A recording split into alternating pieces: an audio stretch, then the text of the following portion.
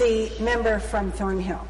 Thank you very much, Speaker. And I notice on my copy of Orders of the Day, which I have right here, I might say to my friend from across the way, we have spent 15 hours and 36 minutes of accumulated time debating Bill 14 here in the Ontario Legislative Assembly. I think it's time that it comes to an end, and I hope that you'll bear some indulgence as I relate a little story.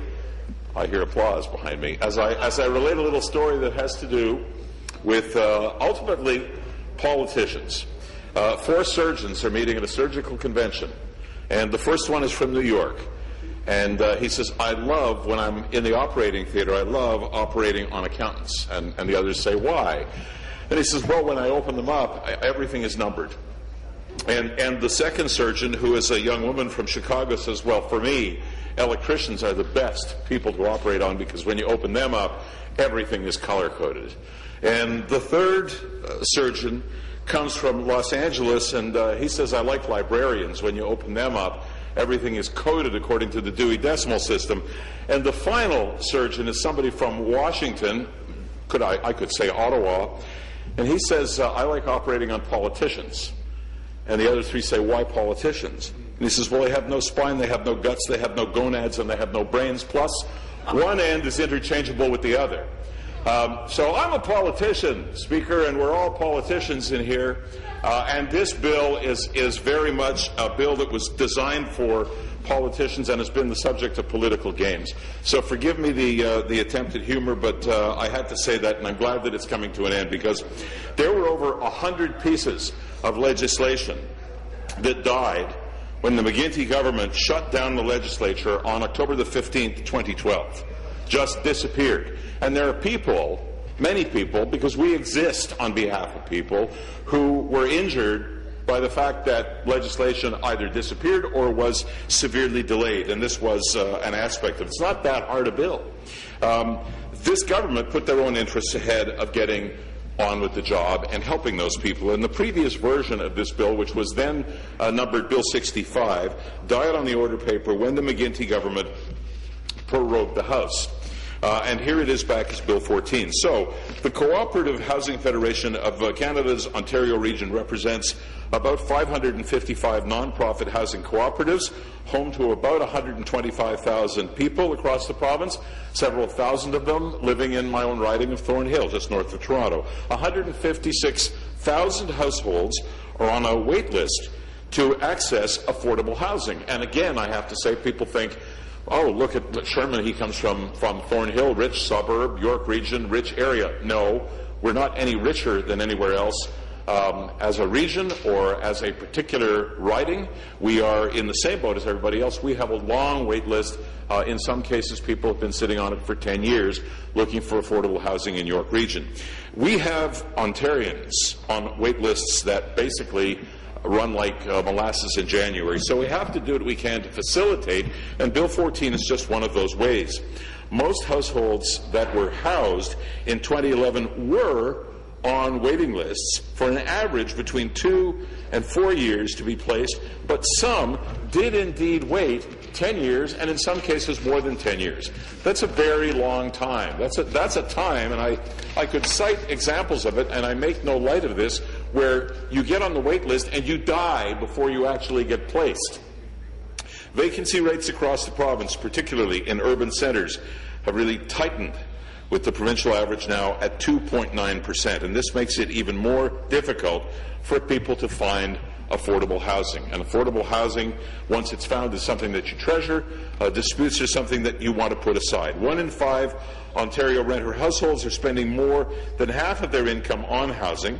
There's a growing gap in the incomes of tenants and homeowners. Median tenant incomes have actually declined by $5,000 over the last 20 years, from $41,000 to $36,000, which aggravates the problem even further. We are in a challenging economic situation that has been hampered by the McGuinty win record of sky-high spending and a record deficit. We have a credible plan to get our finances in order so that jobs can be created and Ontario's economy can thrive again. The broken dispute resolution system also clogs up our courts. This costs all Ontarians time and money, and that's what this bill purports to fix. And we tend to agree that with a little bit of modification in committee, that's exactly what it's going to do. The Landlord and Tenant Board dispute resolution process needs to be streamlined. The cost of hearing and resolving these disputes in the courts is currently estimated to be as much as $5,000 on each side, money that needn't be spent, or at least not in that degree. Bill 14 has one big area of concern in its current form. It would waive the $45 registration fee for low-income applicants. $45 is a very significant cost for some applicants. Most of us in this place will say, well, you know, I don't want to part with $45, but they reach in their pockets and that's $45. If you're at the low income end, $45 can represent what you're going to eat or if you're going to eat in any particular week.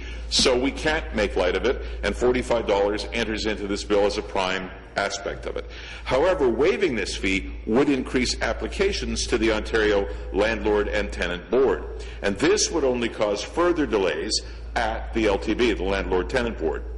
Who are we helping then? Do we really need another layer of complication to further the delay for people? We think that there is a modicum of good ideology behind this bill.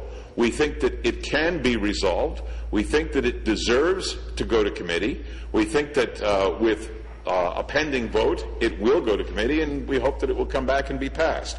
Let's get this bill to committee so that it can be fixed to address this and any other issues. Thank you very much, Speaker. Thank you. Comments and questions? The member for Davenport. Thank you, Speaker. Maybe it's a sign of spring, but I'm feeling hopeful and optimistic that we're going to end this debate today. Harvey Cooper and friends, I feel like I've barely had a chance to get to know you, but I'm going to miss seeing you around here. Thank you for being here. We'll see you soon.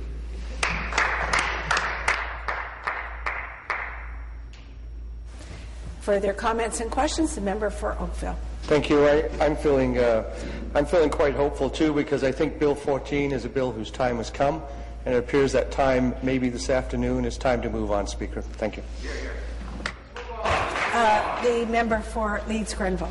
Thank you very much, Madam Speaker. I too would like to join with my colleagues and thank the Cooperative Housing Federation of Canada for being here. I think we all owe them a big round of applause for their advocacy, but most of all, for their patience. So, and just so long, I hope you guys aren't going to prorogue on them again. You did that the last time. Don't do it now. Let's get this bill into committee. Don't get all upset about it. Come on now. We're going to let debate collapse today. So, anyways, see how excited we are? Anyways, I look forward to seeing you all in committee. Thank you very much. Further comments? The member for Parkdale High Park. Thank you, Madam Speaker. And apart from all the partisan nonsense, Harvey, all of you, thank you for the incredible work you do day in, day out. Thank you, and please extend our thanks to all who've been active around this bill. We're so thankful it's going to end today and get to committee, and we're so happy that you'll finally get it passed. Thank you again. Thank you. Yes, the member has 2 minutes to respond. Thank you very much, and I bow in the direction of Harvey Cooper et al. I know you're happy about this. You should be. Congratulations in advance, because I know that it'll work its way through committee. Let me also say thank you to actually, she didn't speak, but let me say thank you to the member for Scarborough Agincourt for the very, very clear and concise hand signals that she sent. Maybe next time, build a little flyer on your desk, we can make it smoke signals.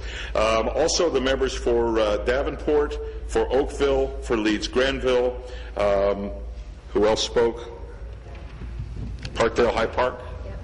Those 4 members for adding their voices to this. I know that they share all of our interest in seeing this bill now move on. Thank you, Speaker. Further debate? Further debate? Third time?